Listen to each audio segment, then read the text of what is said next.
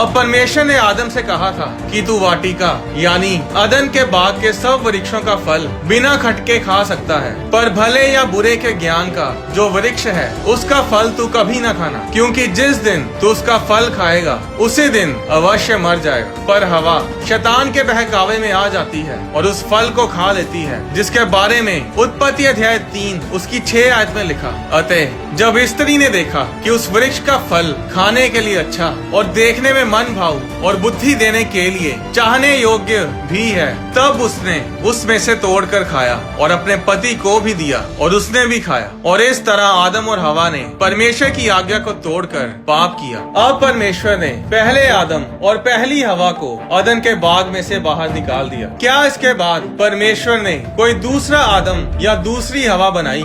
जी हाँ, बाइबल में एक ऐसी महान हस्ती का नाम है जिसे कई नामों से जाना जाता है, और दूसरा आदम वही है जिसे हम जीवन की रोटी, राजाओं का राजा, प्रभुओं का प्रभु, अच्छा चरवाहा, मार्ग, सत्य और जीवन भी कहते हैं, यानी कि प्रभु यीशु मसीह। जब पहले आदम ने पाप किया था तो परमेश्वर ने उसे छोड़ा नहीं, उसे त्यागा नहीं। उसने लोगों पर दया की। उसने अब्राहम, इसहाक, याकूब, यूसुफ, इजराइलियों को चुना और अपने लोगों का एक देश बनाया। फिर उनके पास अपने भविष्यद्वक्ता भेजे, उनके पास अपनी आज्ञाएं भेजी, अपना वचन भेजा, ताकि लोग पाप और गलत कामों से दूर रह सकें। और उन समयों में जानवरों की कुर्बानियां दी जाती थी ताकि लोगों के पाप क्षमा किए जाएं। पर इतना कुछ करने के बाद भी मनुष्य का पापी स्वभाव बदल नहीं पा रहा था। आदम का श्राप अटल था, उससे बचा नहीं जा सकता था। उस श्राप को खत्म करने के लिए एक ऐसी कुर्बानी की जरूरत थी जो पूरी तरह से पाप से आजाद हो, पाप से रहित हो, पाप के असर से रहित हो। और इसीलिए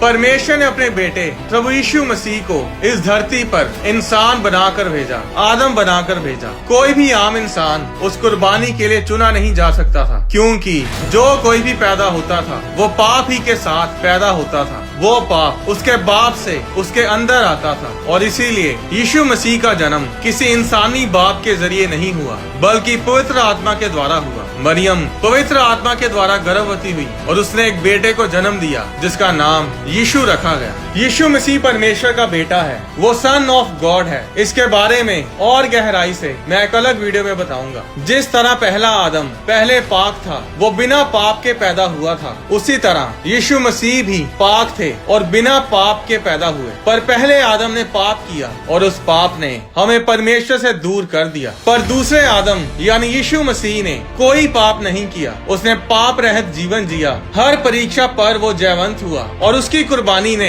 हमें पाप से आजाद किया, हमें उद्धार दिलाया और हमें फिर से परमेश्वर के साथ मिलाया। 1 कुरिन्थियों अध्याय 15 उसकी 45 आयत में लिखा, प्रथम मनुष्य यानी पहला मनुष्य अर्थात आदम जीवित प्राणी बना, और अंतिम आदम यानी दूसरा आदम प्रभु यीशु मसीह जीवनदायक आत्मा बना। 47 आयत में लिखा, पहला मनुष्य धरती से अर्थात मिट्टी का था और दूसरा मनुष्य स्वर्गीय है। अब अगर यीशु मसीह दूसरा आदम है तो फिर दूसरी हवा कहाँ है? क्या परमेश्वर ने दूसरी हवा को भी बनाया? अगर पहला आदम और पहली हवा थी तो फिर दूसरे आदम के साथ दूसरी हवा भी होनी चाहिए। उत्पत्ति अध्याय 2 उसकी 21 आयत में लिखा, तब यहोवा परमेश्वर ने आदम को भारी नींद में डाल दिया और जब वह सो गया तब उसने उसकी एक पसली निकाल कर उसकी जगह मांस भर दिया। और यहोवा परमेश्वर ने उस पसली को जो उसने आदम में से निकाली थी स्त्री बना दिया और उसको आदम के पास ले आया। बाइबल में नींद मृत्यु का प्रतीक है,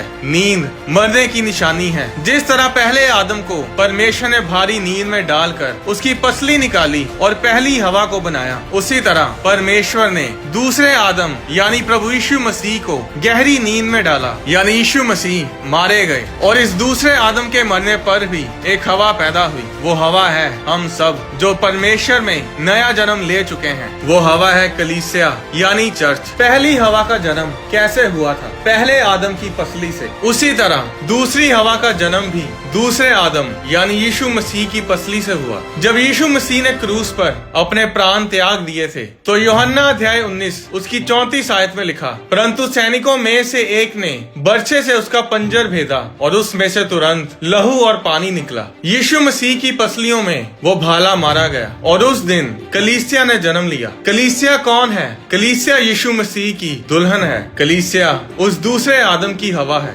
हम सब जो मसीह में नया जन्म ले चुके हैं, हम सब वो दूसरी हवा हैं। हम यीशु मसीह के सहायक हैं। बाइबल बताती है कि परमेश्वर ने हवा को इसीलिए बनाया था ताकि वो आदम के साथ रहे, उस काम को करने में आदम की सहायता करे जिस काम को करने के लिए परमेश्वर ने आदम को आज्ञा दी थी। हवा का इब्रानी भाषा में मतलब है जिंदगी, जिंदगी देने वाली, जो जीवन देती है। वो हवा ही थी जो पहले आदम के बच्चों को इस संसार में लेकर आई, जिसने आदम के बच्चों को जीवन दिया। और अब ये दूसरी हवा का काम है, यानी कि हमारा, कि हम परमेश्वर की जिंदगी को, उसके बहुतायत के जीवन को, उसके प्यार को, परमेश्वर के उद्धार को इस दुनिया में दूसरों तक पहुंचाएं। तो क्या हम आज परमेश्वर के सहायक, उसके हेल्पर, उसकी हवा की तरह उसके कामों को कर रहे हैं? क्या हम उसकी सहायता कर रहे हैं? और परमेश्वर का काम क्या है? परमेश्वर का काम यही है कि लोग जीवन को पाएं, बहुतायत के जीवन को पाएं,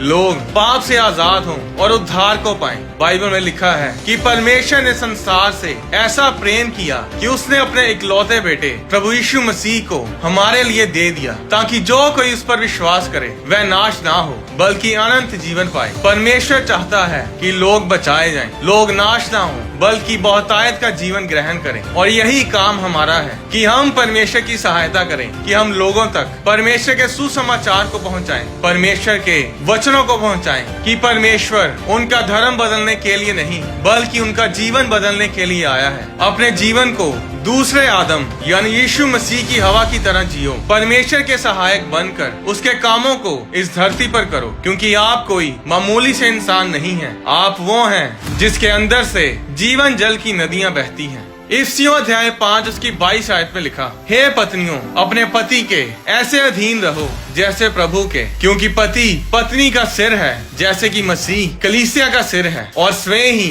देह का उद्धार करता है। यीशु मसीह कलीसिया का सिर है, यीशु मसीह दूल्हा है और कलीसिया दुल्हन है। यीशु मसीह आखिरी आदम है और कलीसिया आखिरी हवा है। हम सब जानते हैं कि परमेश्वर ने इंसान को अपनी समानता में बनाया, पर क्या कभी ऐसा हुआ है कि इंसान ने परमेश्वर को अपनी समानता में बनाया हो? आने वाली वीडियोस में मैं आपको बताऊंगा कि क्या कभी इंसान ने परमेश्वर को अपनी समानता में बनाया है। परमेश्वर के वचन से जुड़े गहरे भेदों की वीडियोस को देखने के लिए होली स्पिरिट प्रोडक्शंस चैनल को सब्सक्राइब करें और साथ ही बने बेल आइकन पर क्लिक करके ऑल नोटिफिकेशंस को सिलेक्ट करें, ताकि चैनल पर अपलोड की जाने वाली हर वीडियो आपके फोन में जरूर पहुंचे। अगर आप डोनेट करना चाहते हैं तो आप होली स्पिरिट प्रोडक्शंस के बैंक अकाउंट में या QR कोड के जरिए भी हमें अपनी डोनेशन भेज सकते हैं। परमेश्वर आपको आशीष दे।